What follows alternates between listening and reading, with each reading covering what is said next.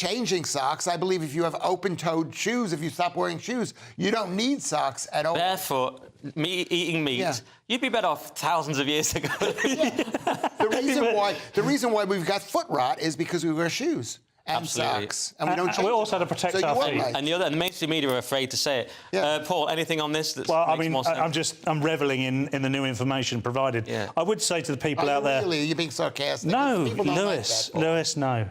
No, who are these people that are not wearing socks that are wearing the same pair for a year? Because I'm a single man, and that shocks me. Yeah. So there are women out here just turning off right now because they're so disgusted by it. Just no one. I mean, I can't imagine anyone. Well, I can. There are people I've seen walking around my local town. If it was bed sheets, we could have that discussion. Yeah. But socks, that's an everyday thing. You haven't met my in-laws. Right. Sorry. Shocking. Ending on an in-law joke. There it is, Lewis Schaefer. That is it for part one. But coming up, a dubious arrest at today's protest, and the crisis in masculinity will be explained by our resident expert, Lewis Schaefer. See you in a minute.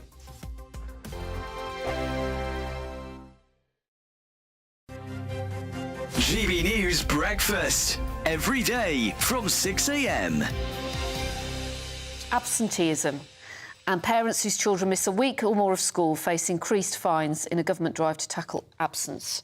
This is another one of those government policies which has done nothing to improve the education of our children. In fact, since this was originally introduced some 10 years ago, the educational standards for our children, the 11-year-olds who can't read when they go up to primary school, have got worse and worse and worse. So it's not working. So what do?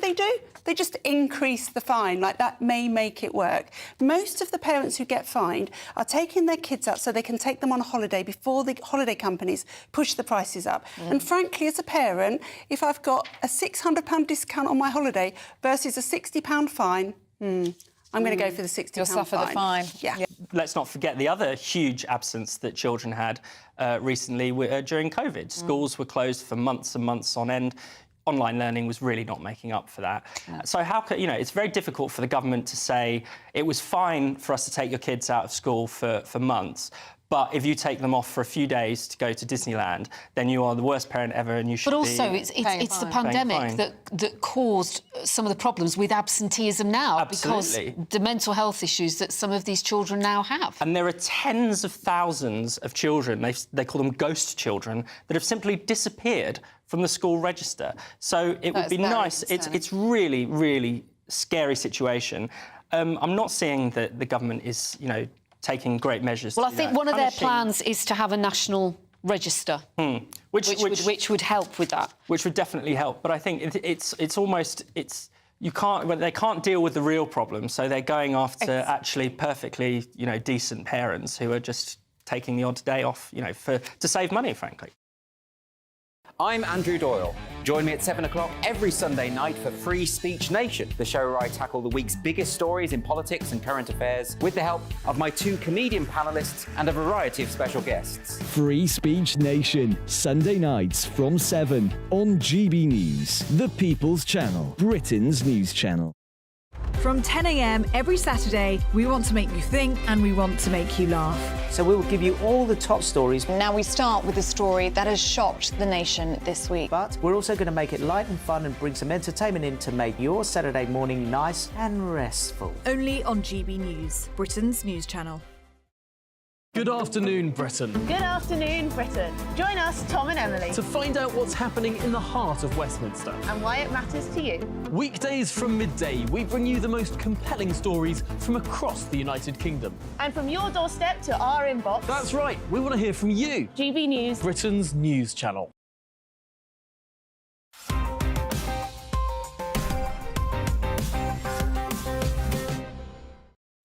Welcome back to Headliners. I'm Nick Dixon, still here with Paul Cox and Lewis Schaefer. There they are, wearing almost matching ties. And the same pants. Mine is by Jaeger. It's made in Italy. It's 100% silk. Nice. It's quite quite pricey. OK, well, when it was get into that more later, but let's have a quick look at the Mail on Sunday. And the Met Police have arrested a man carrying a sign stating that Hamas are terrorists. That's just a fact, isn't it? Make sure you don't have a sign saying Nick Dixon is the UK's best presenter, Paul. I've got two. Met Police arrest man carrying Hamas is a terrorist placard at Gaza demo after pro-Palestinian protesters turn on him as they march through London. So this is an Iranian guy. We've seen him a few times now. His name's Nairak Gorbani. He's 37. And what I'm finding more and more maddening about these weekend marches is that every single weekend, thousands upon thousands of people chant obscenities, things that people find terrifying and really offensive, particularly within the Jewish community. And the only person that's arrested is the one bloke stood on the periphery holding a sign with the truth on it, which is that Hamas are terrorists. And they're not just terrorists, they're terrorists that took all these hostages and still haven't given some of them back. Yeah, and before everyone shouts at us on X and gets us Ofcom and stuff, the police are very clear, the Met Police, to say that he wasn't arrested for the placard. So he was arrested for assault, but then they reviewed the footage and they de-arrested him. This is a new term for me. This is a new term in our narco-tyranny. Every citizen is basically arrested, then you just de-arrest them later when you can't find the crime. It's like being a de-virgin after you've had sex, like Doris Day became, I don't know, it's an obscure reference, but for the really old people. But it's the police. I don't know what the problem is. Maybe it's the police in London because it's London and because it's under the remit of Sadiq Khan and those people. I'm going to dare to add some balance here. I think they arrest him for his own safety because clearly they probably should look after him. I just wish they wouldn't do it in the way that they did, and I wish they were honest about it. I wish our police force could be honest about the things that they do. If they just said, look, we just took that guy out of there, the only way we can do it is to arrest him, that's the only way we can do this, but it would open the can of worms and it would create a huge problem for them. Yeah, I've seen that argument used, and that's been used against me on X as well, but to me, you're already lost if you're making the argument. The one guy showing up doing nothing wrong, with the angry mob, you arrest the one guy who's not doing anything wrong for his own safety. Haven't you basically lost control of your society at that point? Because you haven't put enough policemen on the beat and you haven't enforced it. Everybody knows what the story is. The story is the police. Two-tier. Say two-tier. No, it's not even two-tier. It's no tier. It's only tiers. Nice. No tears, only tears. Yeah. And Sunak just made this big thing about, I'm going to talk to the police and make sure they do their job, blah, blah. Doesn't seem to have had any impact on this at all. And another thing, they took his placard. It's not clear, apparently, legally, that they can even do that. They seem to take his placard. They were quite rough with him. It's weird.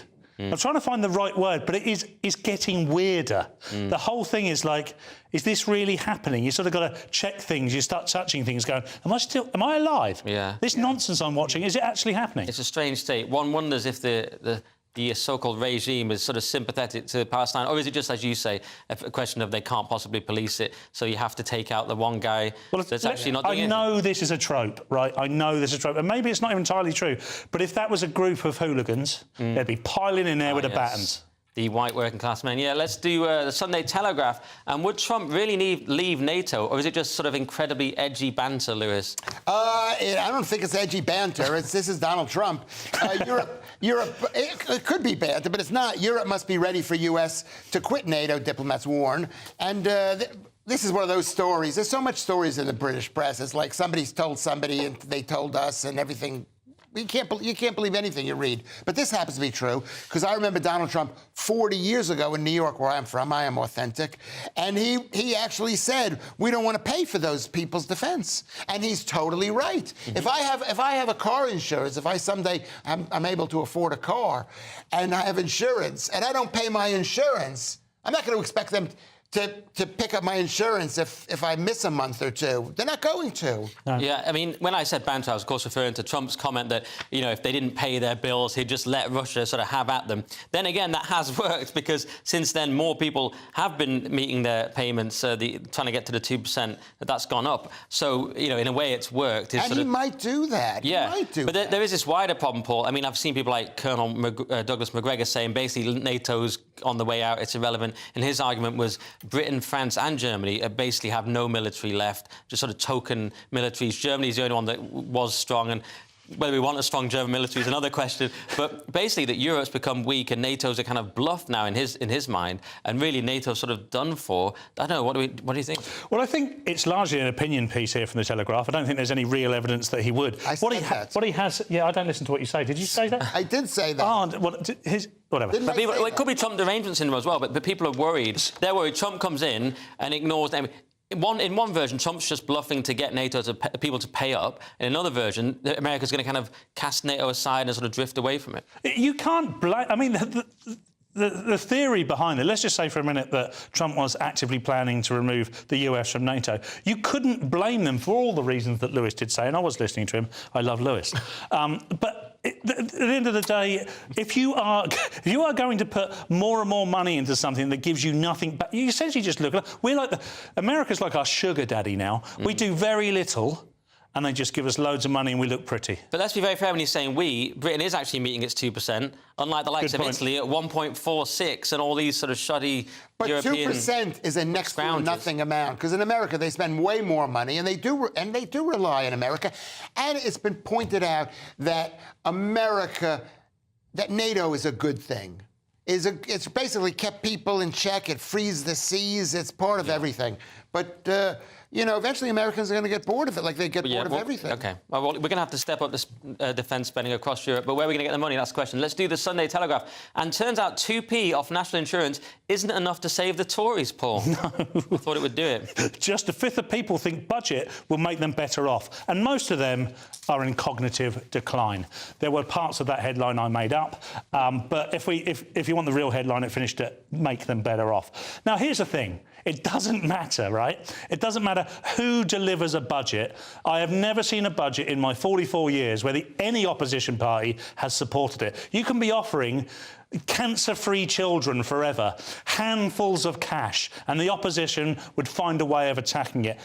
But that aside, the Tories are doomed. It doesn't matter what they offer at this point. They haven't really come up with a cohesive plan, and no one in Cabinet now looks as if they want to be in Cabinet. They're all planning their exit. But the negativity is not just coming from Labour. It's also coming from the Tories. The Tories are not moved by this budget because the budget isn't the most important thing that's going on out there. There's a feeling of malaise in the country, that the country is being taken over and destroyed. And 2p is not going to solve anything. There's a feeling. I'm saying some people... No, you're absolutely right. There's a feeling of doom in the country. Economics is part of that, but it's not all of it. Only 15% said it would make them more likely to vote Conservative. I'm surprised it was even 15%. More than half said it would make no difference. A fifth said it would make them less likely. The Tories seem to want to lose at this point. That's my theory now. They want to lose, pass it over to Labour, who are more like them than any of the insurgent parties, keep the whole two-party sham going. That's my little theory. A better way of losing would have been offering massive slashes, though, wouldn't it? It just said, no income tax from... Go out like Scarface. Yeah. Say hello to my little budget. Yeah. All right, well, let's do the I. And a faulty Home Office IT system has caused immigration errors. That's a quote. Did it accidentally, I don't know, let 1 million people in, Lewis? This is faulty £71 million Home Office IT system. Causes immigration errors and leaves staff sobbing. And this is one of those stories. It happens every 10 years or 5 years. I've been here where they're IT systems. They mess up. They hire some other country, whether it's the post office, whether it's the NHS one. This is the Home Office, and they're having disruptions and bizarre glitches. They say technical problems, but the only people that's affecting are foreigners. So screw them. I have been to the Croydon office, Home Office of the immigration people, and no one should have to do that. The Croydon Home Office of the Immigration People. Is that an official embassy? Because I don't know what that is. Whatever it's called, I forgot. I didn't do any research. Almost definitely not called that. Everybody knows who are watching. They know that there's an office in Croydon. If they see Lewis Schaefer in Croydon. He's probably at the Home Office of Immigration People. Almost whatever it is, it's the Immigration Office. Right. The Home Office does a lot of things. They're working out of their home. No wonder they're not efficient. Work from home. Good joke. Proper joke from Lewis Schaefer. That's why he's paid. Not very much. It's basically computer says no on a massive scale. I mean, what do you think, Paul? I do want to get to this next... Sorry, but anything... I have got something to say. Look, you know, for all my little rashers out there, before I became the People's Gammon, I was a real person. I had a job that basically tested these systems. This is the biggest cash cow in the IT market. You create a system, you say it's going to save the world, you build in obsolescence and loads of faults. Someone tests it and says it's just about good enough. It goes into service, and before you know it, the same people who have made a faulty system say, we've got another system for you, and we just keep going around this system for year after year after year, and it's a great way to make money. The advantage is it's kept people out of Britain for as long as 21 months while they wait. So at least it delays the whole immigration process a little bit. Maybe that's deliberate. I'm not saying that seriously, though. It's satire. Let's do the Sunday Telegraph. And Labour are suddenly worried about the crisis in masculinity. I wonder if the left, openly despising men for decades, has contributed. Oh, my goodness. Quelle surprise here, Nick. I mean, the Labour Party... Oh, let's do the... Crisis in masculinity prompts Labour to consider men's health strategy. And this is Wes Streeting, who is the Shadow Health Minister. And he's saying that Labour is looking at introducing a men's health strategy to address the crisis in masculinity. In quelle surprise, as I was saying, the Labour Party have supported and enabled the progressive insurrection against men. Nice. Insurrection. It has been an insurrection against men, and they've supported and enabled it. It's not just the Labour Party, but the blob that they support has totally been behind this for decades. If you tell 50% of people born that their masculinity, the way that they are born and the way they genetically grow is bad, this is what you end up with. 20 years later, you end up with a load of men who have huge mental health issues because they have all this testosterone and masculinity that they know they're not allowed to use properly. I know, and there's mixed messages because the other day it was, Labour trains up influencers to counter the toxic influence of Andrew Tate, which is kind of not really listening to young men because young men happen to like Tate, so you've got to deal with it properly. And then there's also talk of the solution being, they need men to talk about their physical mental health. Is that the way for men to talk, or is that the solution for men, Lewis? Well, that's a good point. I think by Paul complaining about this, he's become a Weasley feminist and has been destroyed himself. And maybe he needs some help. He should be out killing animals instead and hunting. I'm not even sure that's relevant. Oh, it's brilliant. Yeah, but I don't know how it's relevant. Well, ask him if it made sense. Did it make sense? It made sense, yeah, because the argument, there's always this idea men have to just talk about their problems more and hence sort of, in a sense, become more like women. But that's not really a solution for men. Men need other solutions. I'm not saying that, though. No, you're not saying that. Good. The whole culture against men. I am saying there has been a political and cultural drive towards damaging anything to do with masculinity. Yeah. And part of being masculine is part of being strong and aggressive, maybe taking the lead, maybe explaining things when people aren't doing them correctly. So whatever it might be. All these things. Talking about meat a lot. Yeah, talking about meat a lot. Yeah, toe fungus. Maybe if people had more meat, that they'd be more masculine. But the point is you're talking about a kind of replacement theory that all of men's roles have been replaced by women. There is it's tricky for many. I mean, they'll say we're complaining, but there's a sort of HR culture. There's Me Too, which was valid to an extent, but also overreached. There's sort of feminism. There's political correctness itself is sort of not really something men can really work within. What do we do as men? I don't think this is the answer, but it's interesting that Labour are finally talking like this. Maybe Labour will get in and suddenly do all these sort of anti-woke things. I don't really believe it, but let's see. We've got to go. That is it for part 2. But coming up, is being anti-immigration the new punk? And the phrase "ladies and gentlemen" is banned. So we'll see you, ladies and gentlemen, in a moment. Hello there, welcome to your latest GB News weather from the Met Office. As we move into Sunday, it remains cloudy and damp across many areas, and we keep that keen easterly breeze too. And that's thanks to this area of low pressure just sat to the south of the UK, feeding in areas of cloud outbreaks of rain. The tight isobars indicating that brisk easterly wind there too. For the rest of Saturday into the early hours of Sunday, it remains cloudy, further outbreaks of rain, which could be heavy at times across parts of England and Wales, and then pushes northwards as we move through towards the end of the night. Temperatures generally staying above freezing for the vast majority of us due to the cloud and the outbreaks of rain. So for most, it's a cloudy, damp start to Sunday morning. There could be a few glimmers of sunshine across central southern parts of England later on into parts of Wales, but for most of us it will be cloudy, further outbreaks of rain at times, and notice the wind still coming in off the North Sea, so eastern coast particularly chilly for the time of year. Best of the temperatures towards the west and southwest, reaching double figures in any brighter spells. Into Monday, another cloudy day. The wind still driving in outbreaks of rain and low cloud from the North Sea. The best of any brighter spells will be across western areas, but even here it will remain on the cloudy side, and it remains cloudy right through much of the week. Largely dry, though there will be some light rain and the winds will generally start to ease too. GB News is the home of free speech. We were created to champion it, and we deliver it day in, day out. Free speech allows us all to explore and debate openly the issues most important to us, our families, and of course, the British people. Having challenging conversations to enlighten each other. Which is why we hear all sides of the argument. We are the People's Channel. We will always stand by the freedom to express yourself. On TV, radio and online. This is GB News, Britain's news channel. Big news, big debates, big opinion. Patrick Christie's Tonight is the week's biggest show. Every weekday, 9 to 11 p.m, we've got the inside track on the day's top stories. There'll be sharp takes you won't get anywhere else. We will set the news agenda, not just follow it, and I want to bring you along for the ride. Whatever it is, we'll have our finger on the pulse. It's news, but it's this close to entertainment. Patrick Christie's Tonight, 9 to 11 p.m, only on GB News, the People's Channel, Britain's news channel.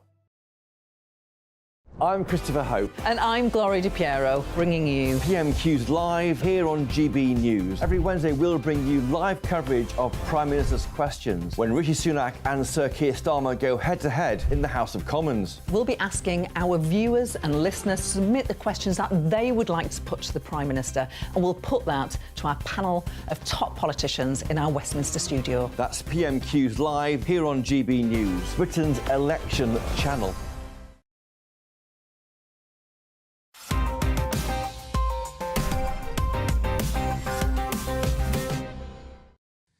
Welcome back to Headliners. Let's get into it with the Sunday Telegraph. And Labour has called for the punishment of the awful people who destroyed the Lord Balfour portrait. This is two non-mental Labour stories in a row. What is happening, Lewis? Well, we don't know, because I didn't read it. Because I couldn't read it. I've been watching this. No, normally I read this stuff. I'm not embarrassed about it. Is that Labour calls for punishment for this woman who... She's destroying art and she's destroying British history. So I have only one thing to say: death penalty. Do you know what, Lewis? Sounds shocking, but I actually said the same the other day. But, of course, it's all satirical content. No, I'm not being satirical. I think that is a punishable offence when you destroy the history of a country, when you destroy their art. That is murder. Yeah, you know what? It would certainly stop it happening again. Paul, what do you think? Kidding. Can you want to go more harsh than Lewis? I don't think I can go more harsh than death. No, you could try. But I would... Torture. How about torture? How about spraying it in her face and cut while you're cutting her? But just for everybody out there, he's a comedian.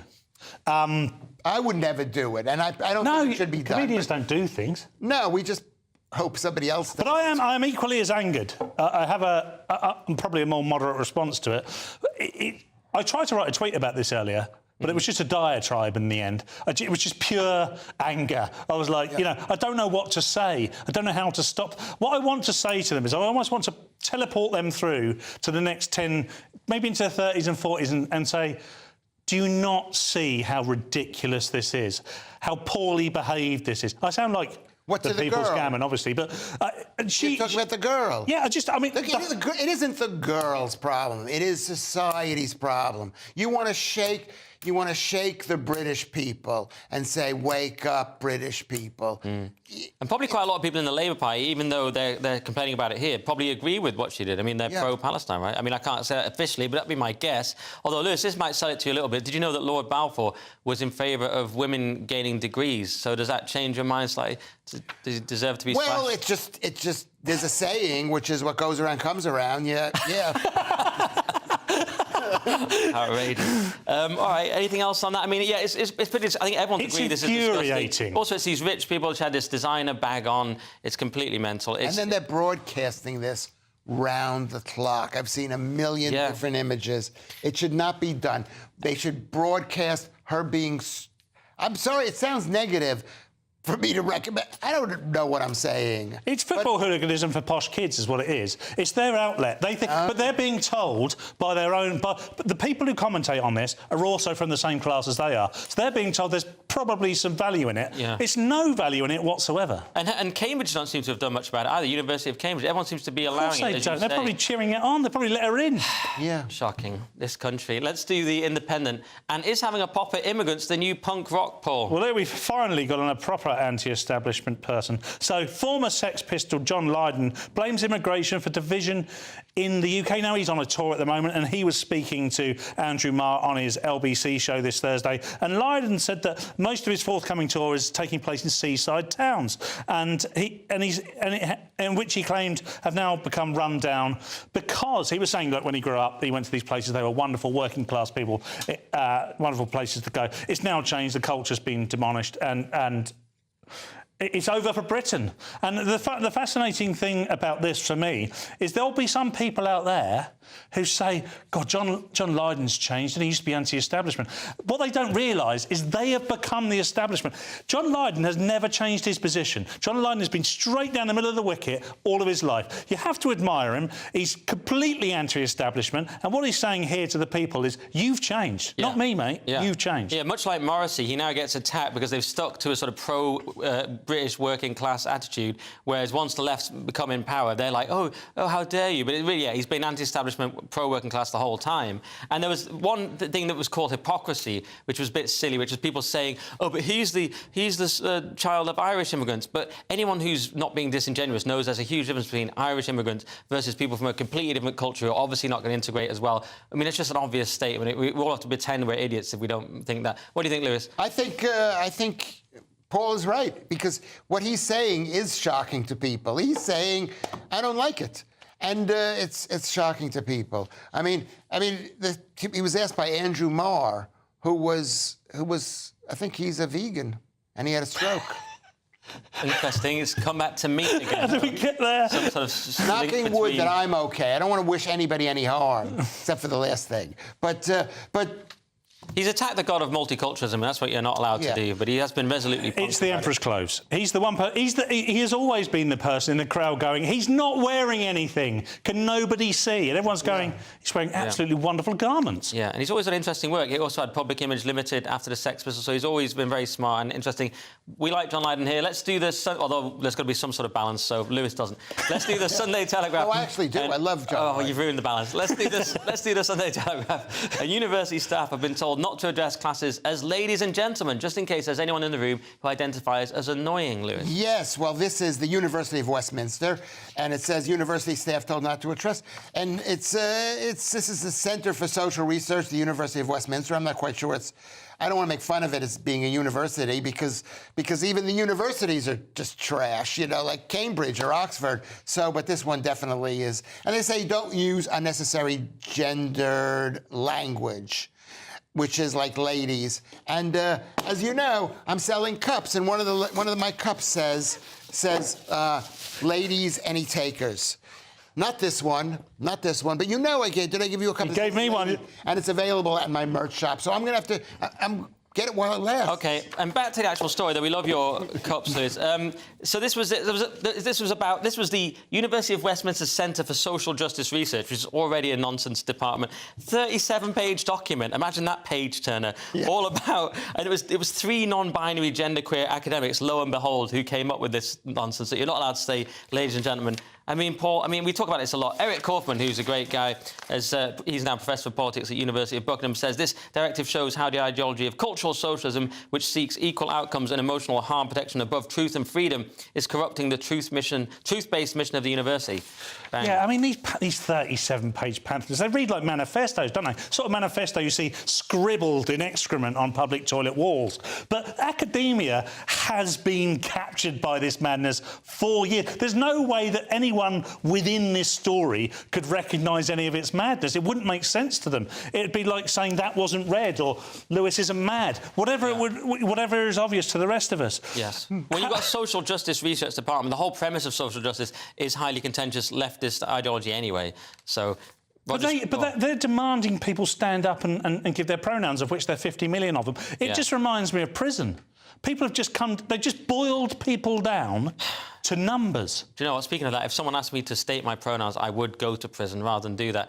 Don't test me on it, but I think I probably would. Let's do the Mail on Sunday. And cities like San Francisco are rethinking their pro-drugs, crime, violence and chaos policies, Paul. Yeah. Is this the beginning of the end for America's woke madness? Question mark. The answer's no, but let's do the story anyway. Democrat cities are rolling back progressive policies, and this is in San Francisco and Portland, which are the maddest places on earth. And leaders are reversing liberal drug policies. So this is in the Daily Mail, I should hasten to add, reversing drug policies after it led to a sharp rise in addiction and deaths by overdose. There was no real statistics to actually prove that. However, I think the bigger picture here is that the policy shift is moving towards a more moderate Democrat Party because they know they've let the fringe loonies in. And these fringe loonies have taken over whole cities and are setting the direction for these cities. And they know eventually that if they want to retain power, they're going to have to change. They haven't let the fringe loonies in. It's not the whole country is fringe on both sides. There's no moderate. There's no room for moderate. There's two silos. You're either in one silo or the other silo. And this is a sign that, from what I've heard from my friends in New York, my one friend who still speaks to me in New York, he says to me that they're running scared, that the Democrats are running scared, that people in New York City are fed up with them. Well, yeah, they're scared. I mean, they're scared for a few reasons. One, because this is out of hand, because, let's face it, reality is right-wing. And when you try and do leftist policies, eventually you have chaos, crime, homelessness. This is just how it is. And they've gone up against reality for too long. Now it's not working. 60% are voting to change these policies, 63%, 60%, things like that. And so... And the other way they're scared, Lewis, you're right, is that the Democrats are worried because they don't have enough people to vote for them. So they're having to bring in loads of illegal immigrants to vote. But that's a whole other topic, kind of. It's a related topic. But yeah, it's interesting, isn't it? It's finally, they've just come up against reality and people have said, we don't want to live like this. And they do all the policies that would be called racist if Trump or a Republican did them, and they end up doing them anyway, which is cracking down on this kind of thing. There's a saying, which was what you said, which I forgot what the saying is, but I think the saying involves... You can't fight reality. Reality hits you in the face. Yeah. You can deny it all you want to. You can call a boy a girl, whatever. Yeah. But eventually, you're going to be in a bathroom with somebody. Everyone has a plan until they get punched in the face. That is it for part 3. But coming up in the final section, will Banksy's identity be revealed? And the ancient battle between wedding photographers and vicars. See you in a minute. Patrick Christie's Tonight. Weekdays from 9 p.m. Well, to cut a very long story short, I was the chaplain in a school and a pupil asked me to preach on how come they were told they had to accept the LGBT stuff in a Christian school. I thought that was a fair question. So I said, ultimately, no, you don't have to accept anybody else's ideas. You make up your own minds. And so on topics like the marriage being between a man and a woman, biological sex being real, gender identity not making perfect sense, therefore can't be entirely true. I said, you may adopt the church's position on that and respect the people you disagree with, but you make up your own mind. For which, as you say, I was reported to Prevent, the anti-terror watchdog, secular safeguarding authorities, the Teaching Regulation Agency, Disclosure and Barring Service, all of whom eventually cleared me. But I lost my job at the school, and that's why there's legal action ongoing. It's an incredibly powerful sermon, to be fair. What do you make of Justin Welby in his current role? I've obviously rattled off quite a few things there. I mean, you've had personal experience of feeling quite abandoned. What's your view on his position? Well, he's doing a very difficult job, in fairness to him. My personal view is perhaps he's not doing the best job of it. I'll be diplomatic about it. In a sense, I'm on the wrong side of things as far as he's concerned, I guess. Not a word of support, not a whisper from anyone in the Church of England's hierarchy for someone simply saying, you may accept the Church of England's own teaching. And I can't quite see how he can square that in his own head. But he would have to answer to that himself, I guess. I mean, the irony is that, though this is obviously through no fault of your own, the Church of England has recently baptised people who have gone on to not just be referred to Prevent, but actually commit acts of terrorism. Meanwhile, you were referred to Prevent for essentially teaching. I think the most exciting bit for me is talking to people. People who I think are ignored often by the major news channels. We're going to give news they want to hear. There's a voice there that needs to be heard. I think there's a chance here for a diversity of opinion to be expressed, which you don't find elsewhere. It's really exciting. We don't hold back. We're free to say how decisions that are taken here affect us all around the country. only on GB News, the People's Channel, Britain's news channel. Join me, Camilla Tominey, every Sunday at 9:30 when I'll be interviewing the key players in British politics and taking them to task. This report basically says that he's not fit to stand trial. With an upcoming election looming over Westminster, now is the time for clear, honest answers. I agree. And that's precisely what I'll get. Is he indecisive? Incompetent? That's the Camilla Tominey Show at 9:30 every Sunday on GB News, the People's Channel, Britain's election channel.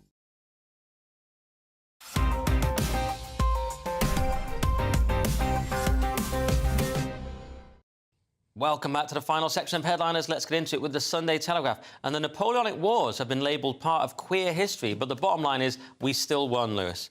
Yes, good news that we did win. I guess we won. I don't know which one's these. This is like, I guess this is... you didn't, but we did. This is 18... You know, I think... Well, we did win. We beat the English during the War of 1812, which I think we... And the obesity war, you're winning that. Anyway, Napoleonic Wars labelled as part of queer history. Thank you. I'm going to get to it. Is there any rush? You're always worried. Anyway, so this is a company, this is Versidia, which is a diversity recruiter on a £20,000 yearly contract with the DCMS, which is the Department of Culture, Media and Sports. They're saying that queer history has been going on for 300 years. I don't really understand what queer history is, but let's face it, some of those uniforms were amazing. And, They did. They brought them back in the 80s. Here's a funny one. Sorry to interrupt there. Toby Young always points this out on our podcast. Stop name The Weekly drop. Skeptic. Well, I work with him every week. It's barely a name drop. But they keep wanting to sort of change the past and say, like, look, it was always, you know, ethnic diversity in England forever, and queer people were there, and there were trans soldiers who were there for thousands of years. At the same time, they want to overturn everything and call it imperialism and colonialism and get rid of it. It's like, hang on, if it was all queer history, why are you not proud of it? That's a brilliant idea. They've got to get their story straight. I don't think the people out there appreciate you enough, Nick, honestly. Thank you. I stole that from Toby, but he's stolen enough from me. Paul, any take on this? Well, no, I totally agree. I mean, we were just imagining, we were talking about these stories beforehand, because there's quite a lot of prep goes into this, despite what you see. And Lewis and I were sort of thinking, how do they workshop these stuff? Because they create these departments, and these departments have to deliver these ridiculous objectives. And so people have to literally sit round in rooms and go, how can we make the Napoleonic Wars gay? Or, you know, where can we squeeze in a transgender person in, you know, to World War II? Whatever it might be. This is people's actual jobs to do this. And I'm sure nobody's ever denying it, are they? No one's saying that nobody in 1800... everybody in 1800 was straight. Nobody is saying that. But the idea... Yes. Well, the problem is, if you were gay, you didn't last very long. Yeah, your legacy wouldn't be here. You wouldn't have reproduced, right? Am I right? But nobody at the same point is saying that's how it should be now. OK, we've got to move on. Let's do The Observer. And Banksy might be forced to reveal his true identity just 20 years after anyone cared, Lewis. Yes, this is Banksy. This is that guy's legal row. This Banksy is the guy who creates the things on the wall that people think are valuable. Art, murals. And so these two dudes, they bought a thing called Monkey Queen, and they paid £35,000. And so they sent it in to Banksy's company to have it verified. And Banksy's been delaying getting back to them. But it's all imaginary because we don't know if it is a Banksy work. We don't know if that company that's supposedly owned by Banksy is Banksy's company or if it can't be verified. The truth is the guy wasted his money by buying something that he didn't know who produced it. He couldn't get it verified. The truth is that I am the #1 verifier of Banksy goods. That is true, but apparently the one time he said his name was Banks, and he said, yeah, it's Robbie. Isn't he just making a joke? Robin Banks? No, like that. Well, that's an old joke. Yeah. The second point, I don't mean to interrupt you. No, Paul should be able to speak at some point. No, go on, mate. No one's speaking. The point is, there's not an inch of truth in this Guardian article. No one ever spoke to Banksy. It'll be denied. If they find out who Banksy is, it could be denied. Everything could be denied. I hope Banksy dies without a single penny because they can't trade. Lots more death. Shocking. Do you have anything, Paul, or do you want to crack on? Well, the idea that is that he might be some private school kid, and if Banksy turns out to be another trust fund kid who's just rebelling against mummy and daddy, then it's going to destroy his career. He just becomes a rich kid with a stencil kit. Oh, but loses the mystique. We've got to move on. Let's see the Observer, and good news for dark matter truthers, Paul. Yeah, controversial new theory of gravity rules out need for dark matter. Where on earth is Stephen Allen when you need him? He is available. Allen? Well, OK, you do a form of science, Lewis, but Steve does like the real stuff. So proponents of a radical new theory of gravity in which space-time is wobbly, Nick, say their approach could render the elusive substance obsolete, the elusive substance being dark matter, which nobody's ever proven the real existence of. OK. Sorry, Steve. We've got 1 minute. Do you want to do this, Lewis, or the next one? Can I just answer him? Go on, then. And say the answer is Velikovsky. Oh, not again. Yeah, it's again. Everything is Velikovsky. You can't listen to a physicist. They're people who think they're stupid, and they want to prove to the world that they're intelligent by making up this chazarai, as we would call it in America, in New York. Is that there's no such thing as anything to do with black space, black holes, dark this and dark that. OK, we've got 30 seconds to do this last story. This conflict we're hearing so much about these days, it's wedding photographers versus vicars, Lewis, in 20 seconds. Well, they're fighting each other because one person, it's their home, it's their church, and the other person's an invader. What do you take pictures? 16 seconds on this, Paul. Vicars and churches have essentially become props in people's weddings now. People will, get married in churches, but not for religious reasons, because it's good for Instagram. Right. And vicars are now, just trying to defend that.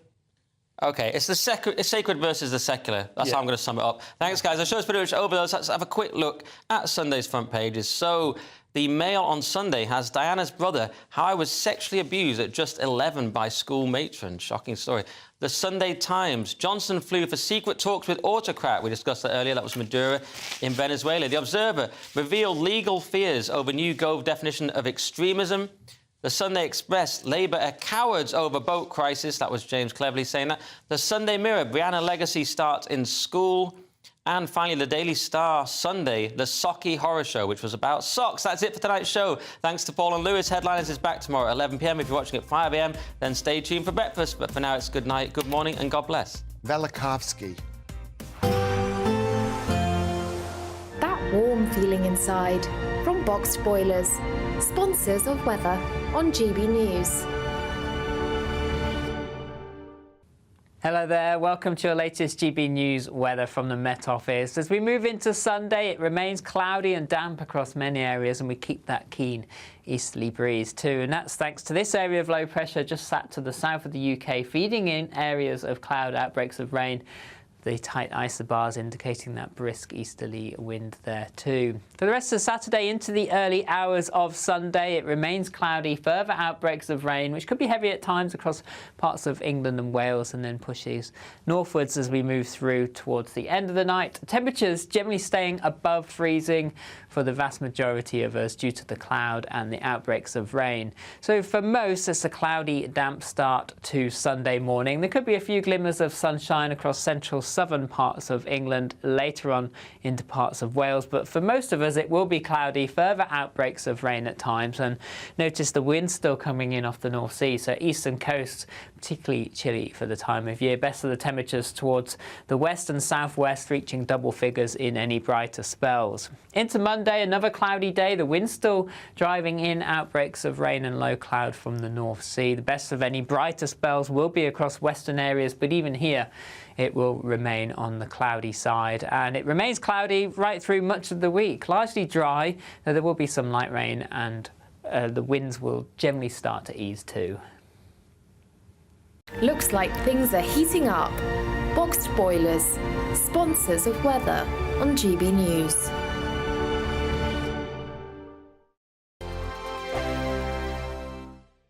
We have a ton of top prizes to be won in our spring giveaway. There's a massive £12,345 in tax-free cash to spend however you like, along with £500 in shopping vouchers for your favourite store, a games console, a pizza oven, and a portable Sonos smart speaker. And the best news? You could be our next big winner, just like Phil. Whoever wins it next is going to be as happy as I was, and they're going to get even more money this time round, so why wouldn't you go in the draw?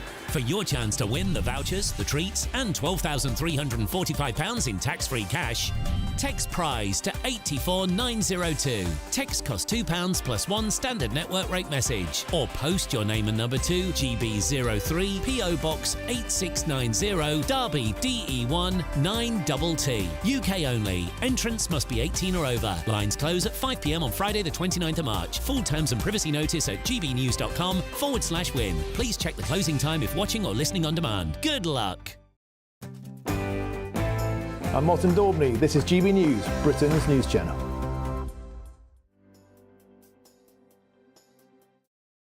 Good afternoon, Britain. Good afternoon, Britain. Join us, Tom and Emily, To find out what's happening in the heart of Westminster. and why it matters to you. Weekdays from midday, we bring you the most compelling stories from across the United Kingdom. And from your doorstep to our inbox. That's right, we want to hear from you. GB News, Britain's news channel.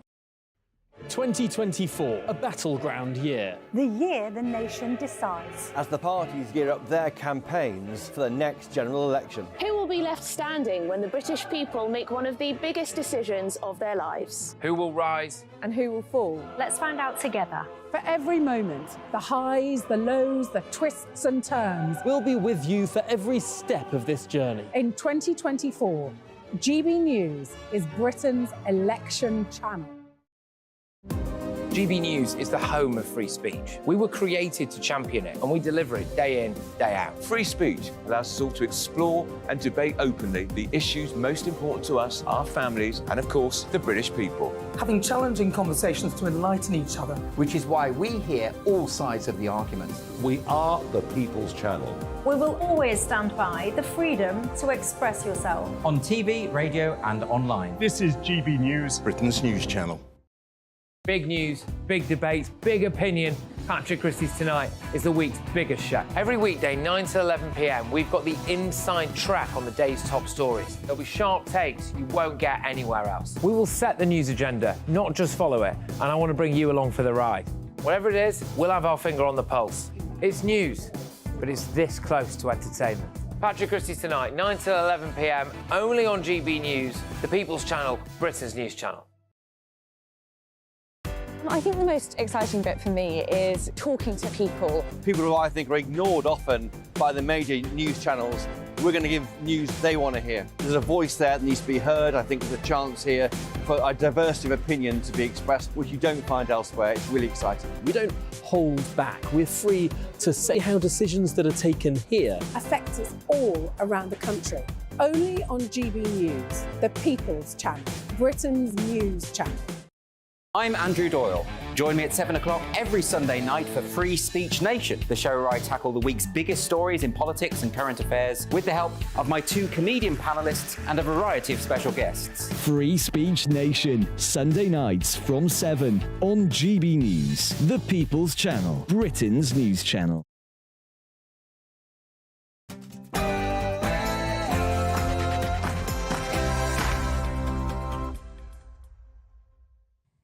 Good evening, welcome along to Neil Oliver Live with me, Neil Oliver. I look quite different after having a shave. I reckon you'll agree. I'm only joking, of course. Neil's brilliant new show is tomorrow at 6 o'clock. It's Saturday night, and this is the Saturday 5. I'm Darren Grimes, along with Albion Corner, Cressida Wetton, Ben Leo and Benjamin Butterworth. Tonight on the show... Is it ever acceptable to let yourself go after marriage? The Met Police will not be arresting J.K. Rowling for calling a trans woman a man. Johnny Rotten exposes the rotten state of Britain's migration system. We haven't seen the Princess of Wales for 2 months, so do we have a right to know exactly how she is? Joe Biden is back, and he's gonna beat Trump. It's 6 p.m, and this is the Saturday 5.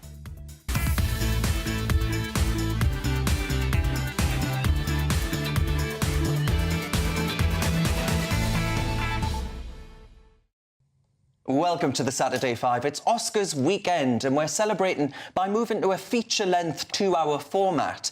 Oppenheimer is expected to sweep the boards and have 2 explosive characters alongside me in the shape of Albion Ancona and Ben Leo. We also have a new leading lady, the brilliant comedian, and of course headliner star Cressida Wetton. She's making her debut on the Saturday 5. And as for Benjamin Butterworth, well, he's up for Best